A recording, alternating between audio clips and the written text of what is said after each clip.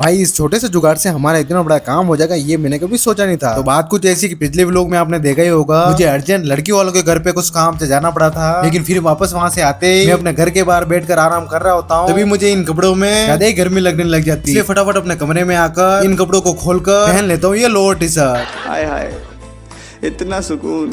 खैर फिर ये काम होते ही मैं आ जाता हूँ अपने इन भाइयों के पास, जो कि बिंदुली के खाना बनाने की तैयारी में लगे हुए हैं। लेकिन यहाँ मैं देखता हूँ कि अपने भाई लोग खाना बनाने का काम जोरों तोरों से कर रहे हैं, इसलिए मैं भी थोड़ी देर इनके साथ बैठकर यहाँ हाथ बटाता हूँ। और फिर जैसे शाम होने को आती है मैं सीधा अपने घर आकर और अच्छे से तैयार होकर आ जाता हूँ अपने इन दोस्तों के पास। फिर थोड़ी देर इनके साथ यहाँ खड़े होकर अपने मेहमानों को आने का इंतजार कर रहे होते हैं, और फिर तभी अपने सारे मेहमान आते हैं। हम सब लग जाते हैं इन सभी की अच्छी तरह से खातिरदारी करने में। फिर इन सभी की अच्छी तरह से खातिरदारी करते मैं आ जाता हूँ अपने इन दोस्तों के पास। लेकिन यहाँ मैं देखता हूँ कि अपने सारे दोस्त खाना खाने की तैयारी में बैठे हुए हैं, इसलिए पहले तो मैं इनकी खाने की व्यवस्था अच्छे से करवाता हूँ। और फिर जैसे मेरा भी खाना खाने का मन होता है, इसलिए मैं भी इनके साथ यहाँ बैठकर और अच्छे से अपनी पेट पूजा करते मैं जैसे ही वापस अपने घर की ओर आता ही हूँ, मुझे यहाँ पता चलता है कि ज्यादा लेट होने के कारण रात की तय की हुई बिंदुली अब सुबह को निकालेंगे। लेकिन अब किसी को नींद आ नहीं रही थी, इसलिए करीबन सुबह के 5 बजे तक इस डीजे पर फुल डांस करते हैं।